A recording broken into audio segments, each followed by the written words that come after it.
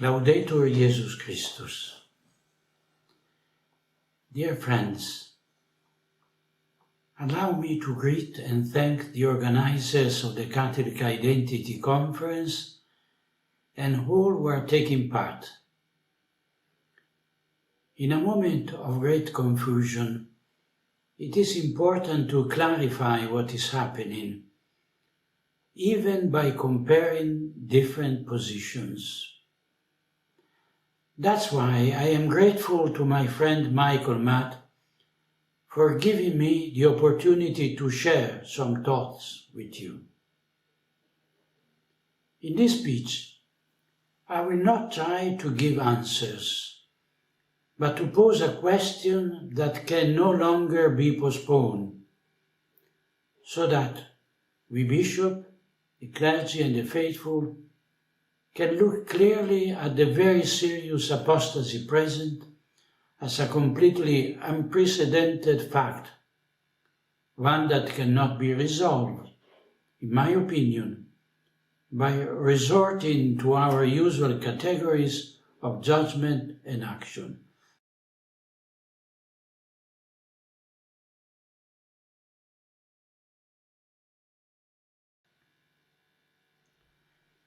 The proliferation of declaration and behaviors completely foreign to what is expected of a pope, and indeed in contrast with the faith and morality of which the papacy is the guardian, has led many of the faithful, an increasingly large number of bishops, to take note of something that until some time ago seems unheard of.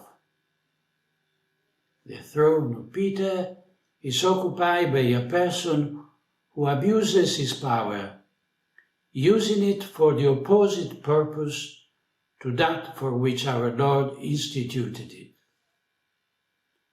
Some say that Jorge Mario Bergoglio is manifestly heretical in doctrinal questions. Others, that is tyrannical in matters of government. Still others consider his election invalid because of the multiple anomalies of the resignation of Benedict XVI and the election of the one who took his place. These opinions, more or less supported by evidence or the result of speculation that cannot always be shared, nevertheless confirm a reality that is now incontestable. And it is this reality, in my opinion, that constitutes a common starting point in trying to remedy the disconcerting, scandalous presence of a pope who presents himself with ostentatious arrogance as inimicus ecclesiae, and who acts and speaks as such. An enemy who, precisely because he occupies the throne of Peter and abuses papal authority, is capable to inflicting a terrible and disastrous blow, so as no external enemy in the entire history of the Church has ever been able to cause. The worst persecutors of the Christians, the fiercest adherent to Masonic lodges, and the most unrestrained heresiarchs, and never before succeeded in such a short time and with such effectiveness in devastating the Lord's vineyard, scandalizing the faithful, disgusting the ministers, discrediting his authority and authoritativeness before the world, and demolishing the magisterium, faith, morals, liturgy, and discipline.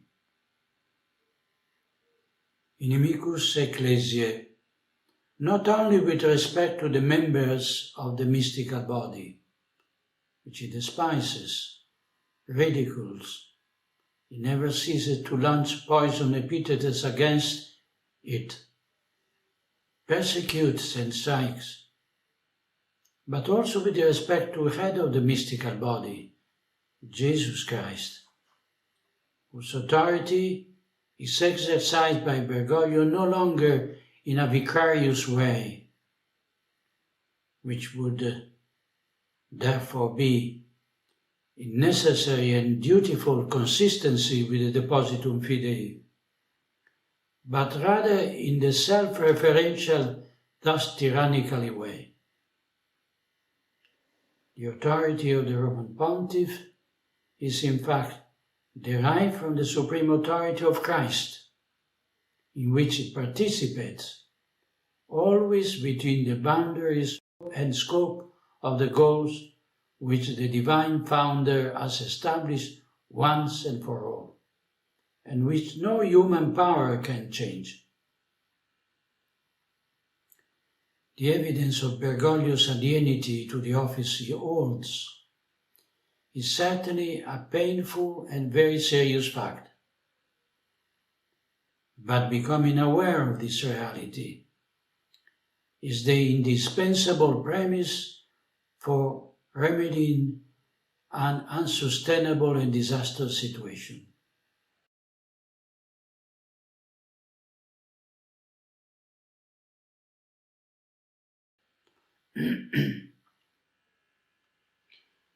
In these 10 years of his pontificate, we have seen Bergoglio do everything that would never be expected of a pope, and vice versa, everything that a heresiarch or an apostate would do. There have been occasions when this action have appeared manifestly provocative, as if by his utterances or certain acts of government, he deliberately wanted to arouse the indignation of the ecclesial body and urge priests and faithful to react by giving them the pretext to declare them schismatic. But this typical strategy of the worst Jesuitism is now uncovered, because the whole operation has been conducted with too much arrogance, and in areas on which not even moderate Catholics are willing to compromise. The sexual scandals of the clergy, and in particular the response of the Holy See to the scourge of moral corruption of cardinal and bishop, have shown a shameful disparity of treatment between those who belong to Bergoglio's so-called magic circle and those he considers adversaries. The recent case of Marco Rupnik is evidence of one who exercises power like a despot, legibus solutus, who considers himself free to act without being accountable for any of his actions. It often happens that the consequences of the decision taken personally by the Argentine are then passed on to his subordinates, who find themselves accused and discredited for choices which are not theirs. I think of the case of the London building, in which officials of the Secretariat of State were involved, while the contract of sale bears the august chirograph. I think of the shameful handling of the Rupnik case, which in addition to having rehabilitated a criminal responsible for horrendous crimes in contempt of the numerous victims, has also discredited the former prefect of the Congregation for the Doctrine of the Faith, Cardinal Ladaria. I am thinking of the Mecari case, which with the farce of a secret administrative procedure was hastily liquidated without any compensation to the victims, and declared res judicata unappealable. And the list goes on and on. It remains evident that the unfortunates who willingly or unwillingly collaborate with Bergoglio find themselves thrown overboard as soon as the press discovers the Vatican scandals.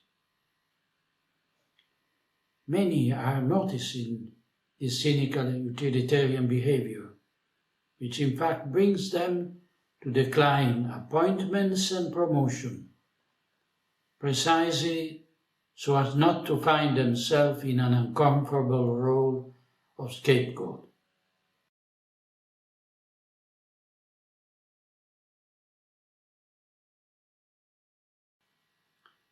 The silence of the Episcopate in the face of Bergoglio nonsense confirms that the self-referential authoritarianism of the Jesuit Bergoglio has found servile obedience in almost all the bishops, terrified by the idea of being made the object of retaliation of the vengeful and despotic satrap of Santa Marta. Some diocesan bishops are beginning to not longer tolerate his devastating action, which undermines the authority and the authoritativeness of the whole Church. Bishop Joseph Strickland, for example, has commendably reiterated immutable doctrinal truths that the Synod of Synodality in the coming months is preparing to demolish. And Cardinal Gerhard Ludwig Müller has rightly recalled that the Lord did not give power to the Pope to bully good bishops. Something therefore is beginning to change. Alignments are taking shape, and we see, on one hand, Bergoglio's synodal church, which he emblematically calls our church, and on the other hand, what remains of the Catholic Church, towards which he does not fail to reiterate its absolute extraneousness.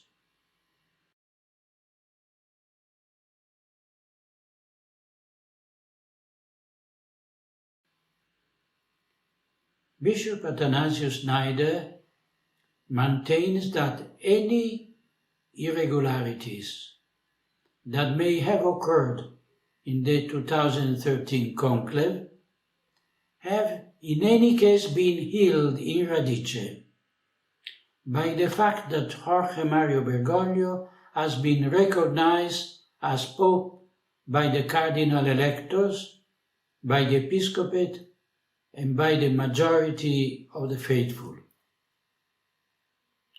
Practically speaking, the argument is that, regardless of the events that may have led to the election of a Pope, with or without external meddling in it, the Church places a time limit beyond which it is not possible to challenge any election if the person elected is accepted by the Christian people.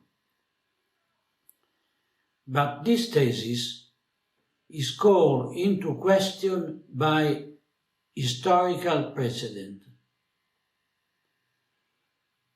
In 1378, after the election of Pope Urban VI, the majority of cardinals, prelates, and the people recognized Clement VII as Pope, even though he was in reality an anti-pope. 13 out of 16 cardinals questioned the validity of the election of Pope Urban due to the threat of violence from the Roman people against the Sacred College, and even Urban's few supporters immediately retracted their election, convoking a new conclave at Fondi, which elected the anti-pope Clement VII. Even St. Vincent Ferrer was convinced that Clement was the real pope, while St. Catherine of Siena sided with Urban. If universal consensus were an indefectibly valid argument for a pope's legitimacy, Clement would have the right to be considered the true pope rather than Urban. Anti-Pope Clement was defeated by Urban VI's army in the Battle of Marino in 1379 and transferred his see to Avignon, leading to the Western Schism, which lasted 39 years. Thus we see that universal acceptance argument does not withstand the test of history.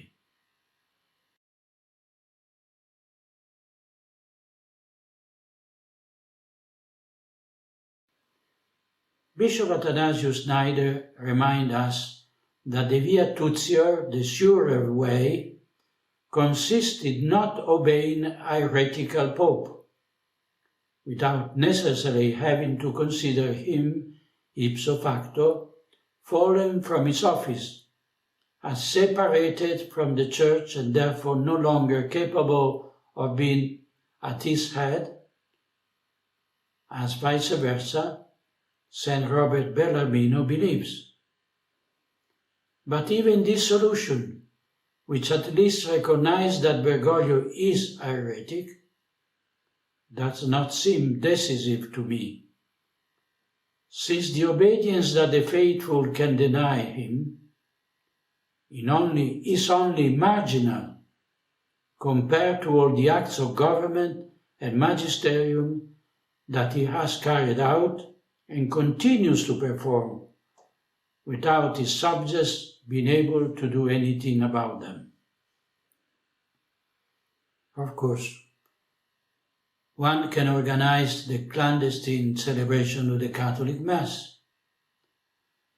But what can a priest or a layman do when a subversive group of bishops, maneuvered by Bergoglio, is preparing to introduce unacceptable doctrinal changes to the Synod on synodality?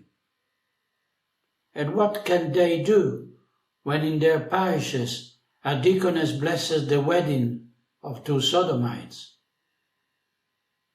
Certainly, disobeying the illegitimate orders of our heretical or apostate superiors is a duty sub gravi, since obedience to God comes before obedience to man, and because the virtues of obedience is hierarchically subordinated to the theological virtues of faith. But the resulting damage to the ecclesial body is not prevented by an action of simple resistance. The root of the question must be resolved.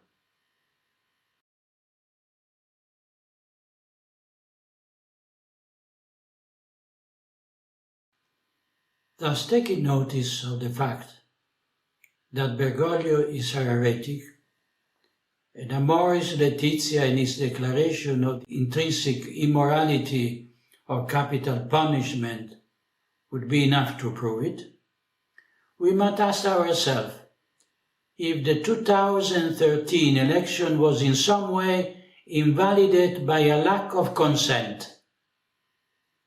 That is, if the one elected wanted to become Pope of the Catholic Church, or rather head of what he calls our synodal church, which has nothing to do with the Church of Christ, precisely because it stands as something other than it.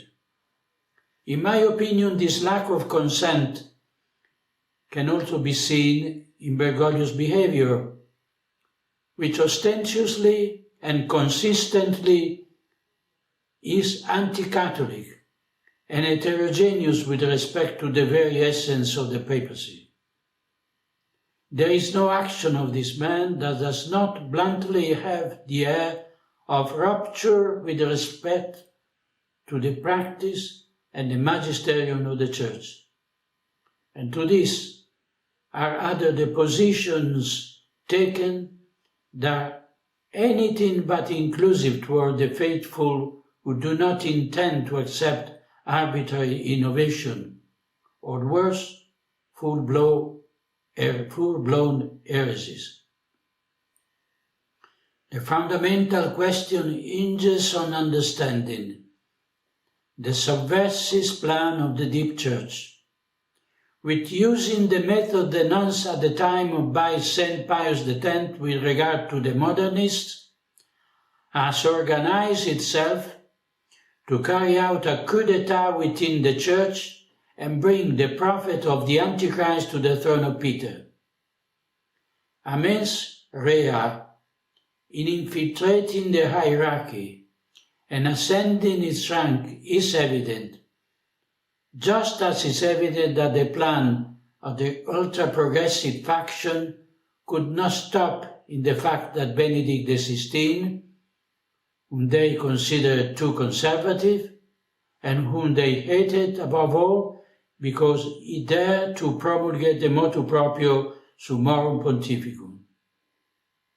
And so Benedict XVI was pressured to resign, and immediately there was ready the unknown Archbishop of Buenos Aires.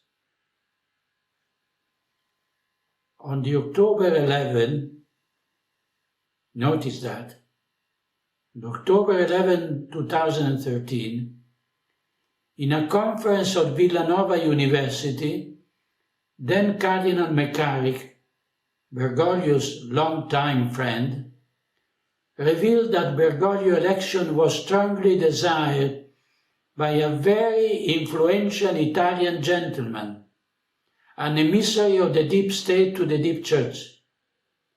Those who work in the Curia know well who is called gentleman par excellence, and what his links are with the power of both sides of the Tiber, the Vatican and the Italian government. They also know his embarrassing penchant that explains his close connection to the Vatican homosexual lobby. It is also significant that McGarry said he was convinced that Bergoglio would change the papacy within 4 years, confirming the malicious intention to tamper with the divine and unreformable institution of the Church. St. Bergoglio participated in an event sponsored by the Clinton Foundation after other, no less scandalous endorsements from the globalist elite, confirms his role as bankruptcy liquidator of the Church, with the purpose of substituting the constitution of that religion of humanity that will serve as handmaid to the synarchy of the New World Order. Ecumenism, ecology, immigrationism, LGBTQ and gender ideology, and other instances of the globalist religion are appropriated by Bergoglio, not only through an action of ostentatious and proud support for the proponents of the 2030 agenda, but also by means of the systematic demolition of everything that opposes it in the magisterium and the ruthless persecution of those who express even prudent perplexities. So Bergoglio is a heretic and bluntly hostile to the Church of Christ. To carry out the tasks assigned to him by the Deep Church, he concealed his most extreme positions, so as to find a sufficient number of votes in the conclave. To ensure total obedience, those who hatched the plan made sure that he was widely blackmailable, as always happens. And once elected, Bergoglio was able to show himself for what he is and begin the demolition of the Church and the papacy. But is it possible for a pope to destroy the papacy that he himself embodies and represents? Is it possible for a pope to devastate the Church that the Lord has entrusted to him to defend? And again, if a cardinal's participation in the conclave is intended to be malicious, if he intends to subversive act against the Church, if the aim is to commit a crime, then even if the procedures and norms of the election are apparently respected, there is undoubtedly a mens rea, and this criminal intention emerges from the cunning by which the cardinal were accomplices to the plot, collaborated in deceiving the cardinals who voted in good faith. I wonder then, are we not in the presence of a defect of consent that affects the validity of the election? I repeat, are we not in the presence of a defect of consent that affects the validity of the election? Without saying that, the very co-presence of a renounced pope and a reigning pope is already in itself an element that leads us to believe that they have a false concept of the essence of the papacy, considered to be a role that can be shared with others. Let us not forget that the distinction between munus and ministerium is arbitrary, and that there cannot be a pope who dedicates himself to the ministry of prayer and another one who governs. Christ is one, the Church is one, and there is only one successor of Peter. A body with two heads is a monstrum that is repugnant to nature even before the divine constitution of the Church.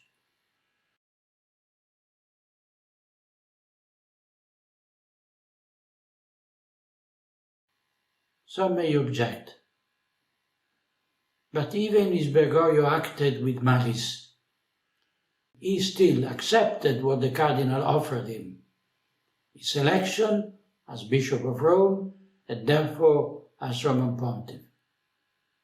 And so he assumed the office and must be considered to be the Pope. I believe instead that his acceptance of the papacy is invalidated because he considered the papacy something other than what it is. Like a spouse who gets married in church but excludes from his intention the specific purposes of marriage, thus making the marriage null and void, precisely due to his lack of consent. Not only that, what conspirator who acts maliciously in order to ascend to an office would be so naive as to explain to those who must elect him that he intends to become Pope in order to carry out the orders of the enemies of God and the Church? Good morning. I am Jorge Mario Bergoglio. I intend to destroy the Church by getting elected Pope. Will you vote for me? The mens rea lies precisely in the use of deception, dissimulation, lies the delegitimization of annoying opponents and the elimination of dangerous ones. And the proof that Bergoglio intended to carry out the criminal plan of the globalist elite is right before our eyes. All desired goals of the emails of John Podesta, Hillary Clinton's right-hand man, had been or are being carried out. From the adoption of gender equality as premise for the female priesthood, to the LGBTQ inclusion, from the acceptance of the gender theory to the participation of the Agenda 2030 on climate change, from the condemnation of proselytism to exaltation of immigration as method of ethnic replacement, and at the same time, there is the removal and condemnation of the other church, the pre-conciliar one, composed of rigid, intolerant people, starting with our Lord, as Antonio Spadaro blasphemously wrote, and with the cancel culture, applied to faith and morals. There is also the elimination of the mass that intrinsically belongs to that church, which Bergoglio considered to be in conflict with the new ecclesiology, to the point of prohibiting it as incompatible with the synodal church. So I am throwing the proverbial stone into the pond. I would like that to take seriously, very seriously, the possibility that Bergoglio intended to obtain the election by means fraud, and that he intended to abuse the authority of the Roman pontiffs in order to do exactly the opposite of what Jesus Christ gave a mandate to St. Peter and his successor to do. Confirm the faithful in the Catholic faith, feeding and governing the flock of the Lord, preaching the gospel to all nations. All the act of Bergoglio governance and magisteriums, since his first appearance to the Vatican Loggia, when he introduced himself with his disturbing Buonasera, as unrevealed, in a direction diametrically opposed to the Petrine mandate. He has adulterated and continued to adulterate the Depositum Fidei. He has created confusion and misled the faithful. He has dispersed the flock. He has declared that he considered evangelization of people to be a solemn nonsense. He systematically abuses the power of the Holy Keys to loose what cannot be loosed and to bind what cannot be bound.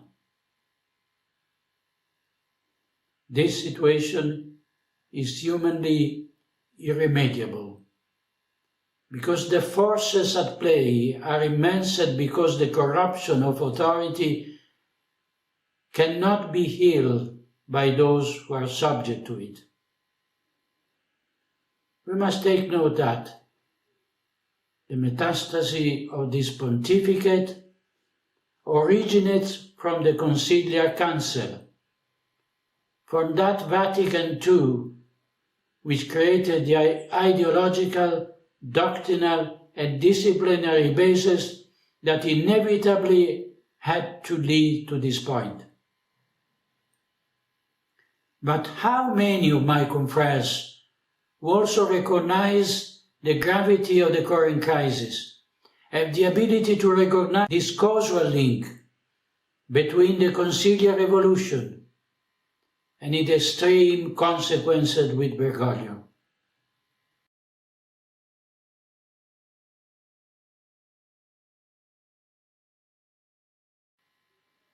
If this Passio Ecclesiae is a prelude to the end times.